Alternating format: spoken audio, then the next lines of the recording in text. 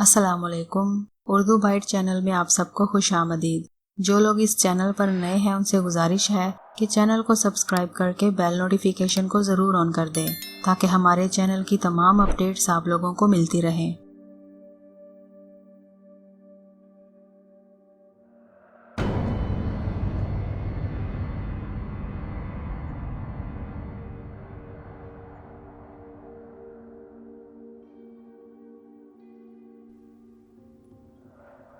दिवाली ने वाकई चंद ही दिनों में रमानंद को अपना गर्विदा बना लिया था।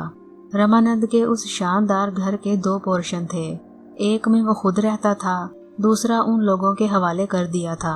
दिवाली से उसने कहा था, दिवाली, मैं इस घर में 10 नौकर रख सकता हूँ जो घर के सारे काम करें, मगर ज्यादा लोगों को मैं यहाँ लाना नहीं चाहता। बस तू खुद ही इस घर को संभाले रख। तेरा आना मेरे लिए बड़े इत्मीनान का बाइस है। दिवाली बुरा तो नहीं मानेगी? रमा जी, एक बात बताइए, क्या आप मुझे रहम खाकर यहाँ लाए हैं? चले ऐसा ही सही, मगर मेरा भी तो कोई फर्ज है।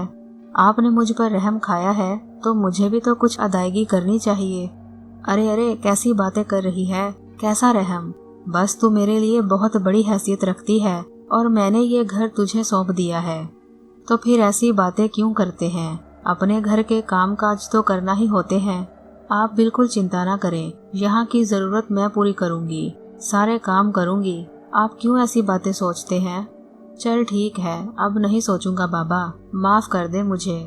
दिवाली हंसकर खामोश हो गई थी।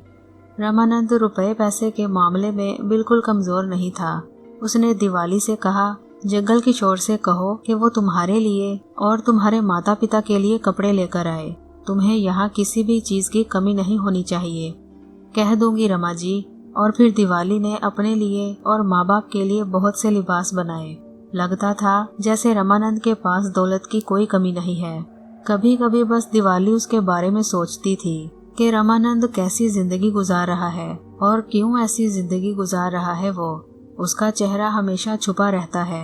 आज तक दिवाली ने कभी उसके चेहरे की एक झलक भी नहीं देखी थी। बहरहाल यूं वक्त गुजरता रहा। रमानंद की कहानी सगाए राज में रही, लेकिन फिर एक दिन ये कहानी मंजरे आम पर आ गई। दिवाली भी सब्र सुकून से जिंदगी गुजार रही थी। उसका अंदाज वही था। उसने आज तक रमानंद को अपने पैर नहीं देखने दिए थे। रमानंद को ये नहीं मालूम था कि उसके साथ जो लड़की रहती है उसमें एक ऐसी क्वालिटी है जो आम लोगों में नहीं होती। बहरहाल उस दिन आसमान पर बादल घिरे हुए थे। मौसम बहुत ही खूबसूरत हो रहा था। नंद किशोर की कुछ तबीयत खराब थी। राजवती उसकी तीमारदारी करती रही थी। दिवाली भी उसके साथ ही थी। डॉक्टर नरेशा को बुलाकर दिखा दिया गया था। वैसे भी नरेशा अक्सर आती जाती रहती और रमानंद भी उसकी आमद को पसंद करता था। नरेशा ने भी 2-3 बार दिवाली से पूछा था, दिवाली, एक बात बताओ, क्या तुमने रमानंद जी की सूरत देखी है?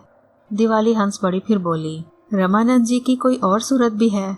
वो तो लगता है जैसे माता के पेट से ऐसे ही मुंह छिपाए पैदा हुए थे। ऐसी बातें मत करो, सारी बातें अपनी जगह, लेकिन रमानंद जी है बहुत अच्छे आदमी। लो, तो इसमें बुरे की क्या बात है? या मैं कौन सा उन्हें बुरा कह रही हूँ? चेहरे की बात पूछी ना तुमने। तुम यहाँ खुश हो? बहुत खुश, दिवाली ने जवाब दिया। फिर उस दिन बारिश हो रही थी। नंद किशोर सो गया था। दिवाली टहलती हुई पुराने पोर्शन की जानिब चल पड़ी और फिर रमानंद उसे मिल गया। रमानंद ने उसके पैरों की चाप महसूस कर ली थी। उस वक्त भी उसका चेहरा कपड़े से लिपटा हुआ था। ये उसका मखसूस अंदाज था।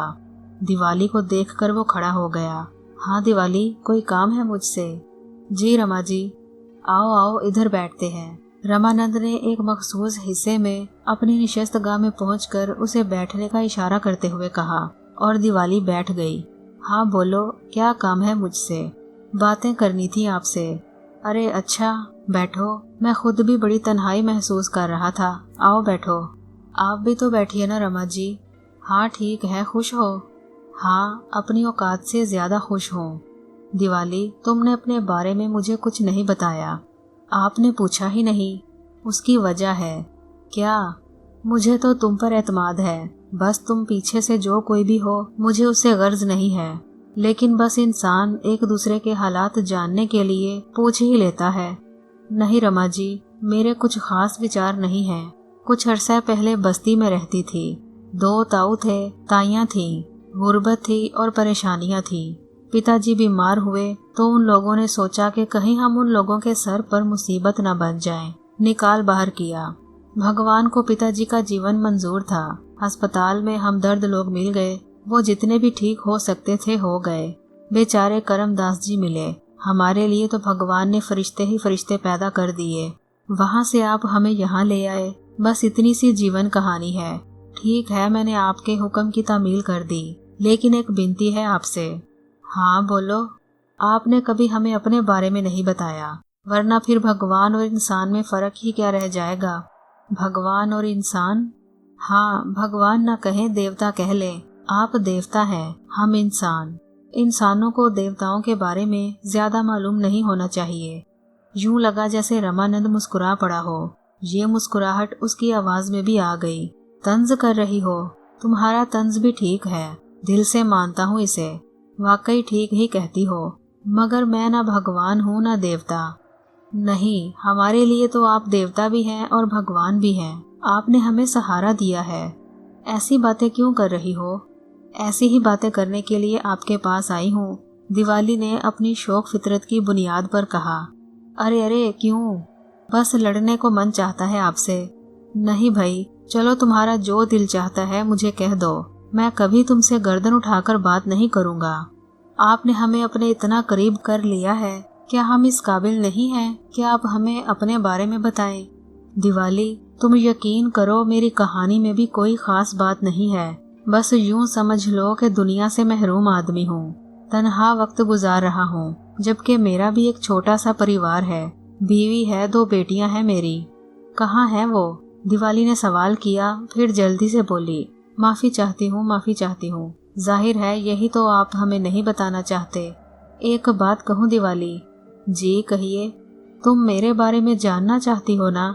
जी, मगर इसके लिए एक शर्त होगी, और वो भी सच्चे मन से।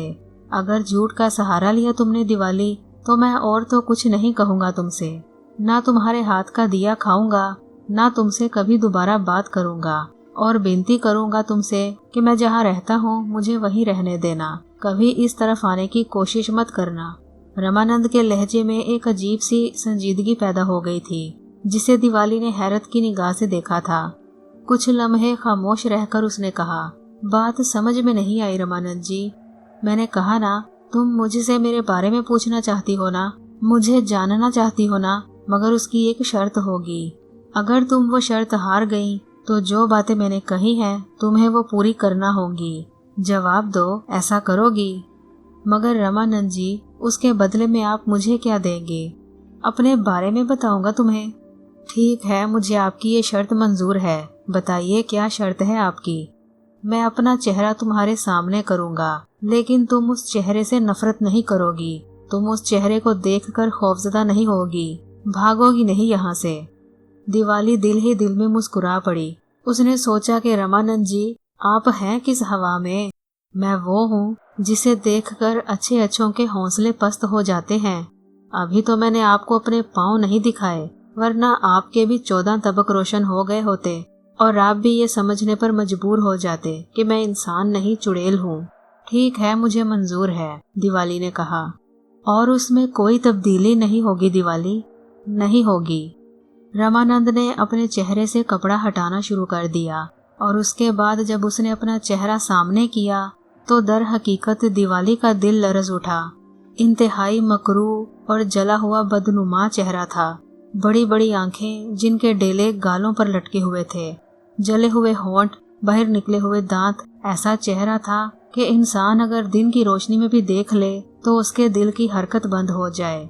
लेकिन दिवाली ने अपनी कुदरती सलाहियतों से काम लेकर अपने चेहरे पर कोई तासुर नहीं पैदा किया, और खामोशी से रमानंद का चेहरा देखती रही। रमानंद की आंखें उसके चेहरे पर जमी हुई थीं। फिर उसने दोबारा अपना चेहरा कपड़े से ढक लिया और दिवाली को आवाज दी, दिवाली। रमानंद जी, मेरे माता पिता और जानने वाले मुझे प्यार से दीपू कहते हैं।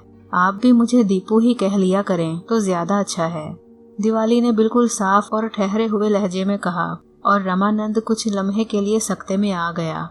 उसका तो ख्याल था कि दिवाली की देर तक आवाज भी नहीं निकल सकेगी, लेकिन दिवाली का ये अंदाज देखकर वो खासा मुतासिर हुआ था।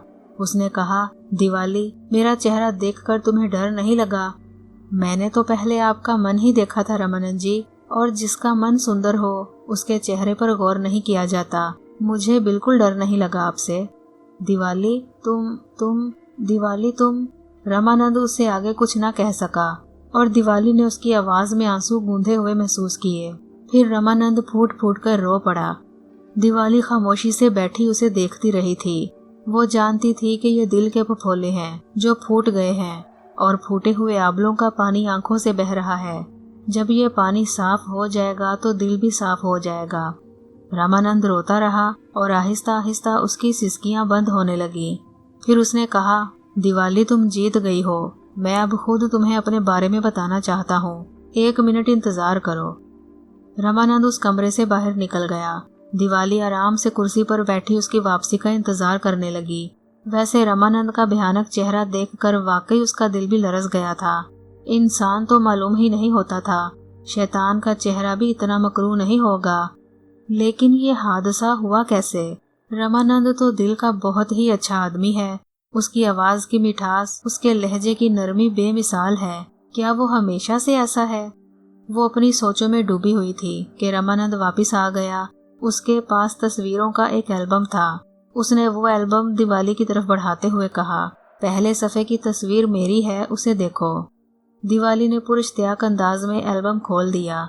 एक खूबसूरत नक्शो निगार के मालिक पुरवकार आदमी का चेहरा था। दिवाली उसे देखती रह गई। रामानंद की आवाज फिर उभरी, दूसरी तस्वीर मेरी बीवी की है, मेरी धर्म पत्नी। ये मेरी मोहब्बत की शादी थी। ईश्वरी है उसका नाम, ईश्वरी। ईश्वरी भी हुस्नो जमाल में बेमिसाल थी। दिवाली पर अजीब अजीब इंकशाफात हो रहे थे। फिर रामानंद की आवाज उभरी, अगला सफ़ा खोलो। ये दोनों बच्चियां मेरी बेटियां हैं। बड़ा प्रेम करता हूँ मैं उनसे। एक का नाम सुंदर है, दूसरी का नाम रूप।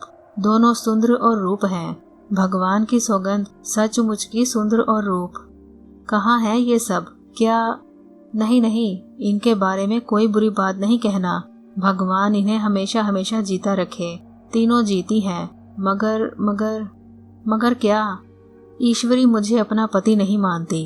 वो यकीन नहीं करती मेरी बातों पर। मैंने उसको लाख समझाने की कोशिश की, मगर वो नहीं मानी। मेरा चेहरा देखकर ही चीखने लगती है। मेरी बच्चियां और ईश्वरी मुझसे हाथ जोड़कर कहती हैं कि तुम्हें भगवान की सौगंध, तुम्हें भगवान का वास्ता, अपने तमाम घर को बर्बाद मत करो, अपनी ही बेटियों की चिता में आग मत लगाओ। मगर क्यों रामानंद जी? आखिर ऐसा क्या हुआ? क्या बात है? वही तो मैं तुम्हें बताने जा रहा हूँ। हाँ, बताइए। बहुत अरसा पहले की बात है। ईश्वरी से मैंने मोहब्बत की शादी की थी। उसका भी संसार में कोई नहीं था, मेरा भी आगे पीछे कोई नहीं था। एक दफ्तर में काम करते थे हम दोनों, महकमा आसारे कदीमा में। मेरा काम कुछ और था, उसका कुछ और। फिर हमारे दरमियान प्रेम हुआ और हमने शादी कर ली। मैंने ईश्वरी से कहा कि वो नौकरी छोड़ दे, घर संभाले। ईश्वरी मेरी बात मान गई। हर बात मान लेती थी, मगर उसके मन में भी वही तमाम बातें थीं जो इस उम्र की हर लड़की के मन में होती हैं। अच्छा घर, कार, बंगला, कोठी, सैरो सियाहत, नौकर चाकर, वो इसके ख्वाब देखती थी। और कई बार उसने अपने ख्वाबों का तज़किरा मुझसे किया था। खुद मेरे मन में भी न जाने क्या क्या कुछ था। मैं भी तसव्वुरात में ईश्वरी के लिए महल बनाया करता था, लेकिन हकीकत की दुनिया कुछ और होती है। महकमा आसारे कदीमा में काम करते हुए मैंने दर्जनों बार न जाने कैसे कैसे ख्वाब देखे थे। अजीमुल शान खजाने जो खंडरात से बरामद होते हैं। पता नहीं कैसी कैसी चीजें मैं हासिल करना चाहता था, लेकिन ख्वाब सिर्फ ख्वाब ही होते हैं। फिर एक बार उन ख्वाबों ने हकीकतों का रूप धार लिया। बड़ी अजीबोगरीब हकीकतें थी ये। हम मानखेड़ा के खंडरात की खुदाई कर रहे थे। 20 मजदूर थे मेरे साथ। इंजीनियर साहब थे। मेरी निगरानी में सारा काम हो रहा था। मानखेड़ा के खंडरात बड़े ही पुरस्कार थे और उनमें न जाने कैसे कैसे हौलनाक मनाजिर बसे हुए थे। मजदूर भी डरते थे। हालांकि हम खंडरात की खुदाई कर रहे थे, मगर मजदूरों ने खंडरात में खुले हिस्सों में भी खैमे लगाने पसंद नहीं किए थे। और खंडरात से बाहर बल्कि एक खुली जगह में खैमे लगाए थे। उनका कहना था कि खंडरात में जाकर उनका दिल लरजता है और वो अजीब अजीब सी कैफियतें महसूस करते हैं। उन्हें ये लगता है कि जैसे रात के अंधेरे में खंडरात की ईंटों के ढेर, टूटी फूटी दीवारें भयानक इंसानों की शक्लें इख्तियार कर जाती हैं। कई बार उन्हें वहां सरसराहटें और आहटें महसूस हुई हैं। यूं लगता है जैसे पुरस्रार रूहें खंडरात में गर्दिश कर रही हों। दिन की रोशनी में वो काम जरूर करेंगे, लेकिन रात की तारीकी में वो खंडरात में काम नहीं करेंगे। बहरहाल बात ऐसी नहीं थी जिस पर जिद की जाती। दिन की रोशनी में वो सब उठकर अपने काम पर निकल जाया करते थे, इसलिए मुझे भी कोई परेशानी नहीं थी। मेरे जहन में वही तस्वुर हमेशा रहा करता था और मैं दिल ही दिल में दुआएं मांगा करता था कि भगवान के लिए कुछ मुश्किल नहीं है, मेरे भी दिन फेर दे, कोई ऐसा खजाना मिल जाए मुझे जिससे मैं अपनी जिंदगी को बेहतर बना सकूं। बहरहाल खंडरात की खुदाई जारी रही। काफी काम हो चुका था। एक दिन शाम का वक्त था। अभी मजदूरों की छुट्टी नहीं हुई थी। वो एक खास इलाके में काम कर रहे थे और मैं घूमता हुआ खंडरात के अंदरूनी हिस्सों में निकल आया था। फिर मैं एक ऐसे कमरे में दाखिल हुआ जिसकी छत भी सलामत थी, दीवारें भी ठीक थी। उस कमरे में मुझे एक ऐसा दरवाजा नजर आया जिसमें कवाड़ नहीं थे। गालिबन दूसरे कमरे में जाने का दरवाजा था, लेकिन जब मैंने अंदर रोशनी डाली और झुक कर देखा तो मुझे वहां सीढ़ियां नजर आईं। न जाने क्यों मेरा दिल धड़कने लगा। मेरे जहन पर वही तस्वुर सवार हो गया। ये तय खाने का रास्ता है और हो सकता है इस तय खाने में कोई ऐसी चीज नजर आ जाए जो मेरी जिंदगी पलट दे। मैं अपने हाथ में चार्जिंग लाइट लिए तय खाने की सीढ़ियां तय करने लगा और बड़ी एहतियात से नीचे उतरता रहा। कोई 24 सीढ़ियां नीचे तक गई थीं, गर्द आलूदा टूटी फूटी, लेकिन मैंने एक एक कदम फूंक फूंक कर रखा था, इसलिए बगैर किसी हादसे के नीचे पहुंच गया। तय खाना बहुत ज्यादा वसी नहीं था। यहाँ सीलन की बदबू फैली हुई थी। हाथ में पकड़ी हुई चार्जिंग लाइट से मैंने तय खाने का भरपूर जायजा लिया। सारे कोने खुदरे देखे, दीवारें टटोल टटोल कर देखी और फिर मेरी नजर एक ताक पर पड़ गई।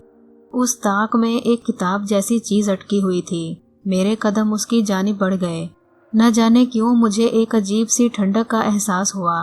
कुछ लम्हों के लिए तो यूं लगा जैसे ये तय खाना ना हो बल्कि कोई सर्द खाना हो। ऐसी सख्त सर्दी कि मैं वहशत ज़दा हो गया। मेरी निगाहें चारों तरफ भटकने लगी। मैं उस ताक के करीब पहुंच गया था जिसमें वो किताब रखी हुई थी और फिर मैंने किताब पर एक छिपकली बैठी हुई देखी। छिपकली की आंखें मेरी जानिब उठी हुई थी। उसने थोड़ी सी गर्दन भी उठा रखी थी। मेरा तजस्सुस बढ़ गया। मैंने मुंह से आवाजें निकाली और किताब को हल्का सा खटका कर छिपकली को भगाया। वो ताक ही के अंदर बने हुए एक सुराख से अंदर घुस गई। मैंने डरते डरते वो किताब हाथ में उठा ली। जैसे ही मैंने वो किताब हाथ में पकड़ी तो अचानक ही मुझे यूं लगा जैसे सर्दी का वो एहसास खत्म हो गया हो। किताब शदीद गर्द आलूद थी। मैंने उसे जोर जोर से हाथ मारकर झाड़ा तो मुझे एहसास हुआ कि किताब खासी खस्ता हालत में है। बहरहाल तय खाने में खजाने का कोई नामो निशान नहीं था, लेकिन ये कदीम किताब मेरे लिए बासे दिलचस्पी बन चुकी थी। वैसे भी मुझे मुख्तलिफ जगहों से कुछ नवादरात मिल चुके थे, लेकिन नवादरात में से एक भी चीज ऐसी नहीं थी जो कीमती फरोख्त होती।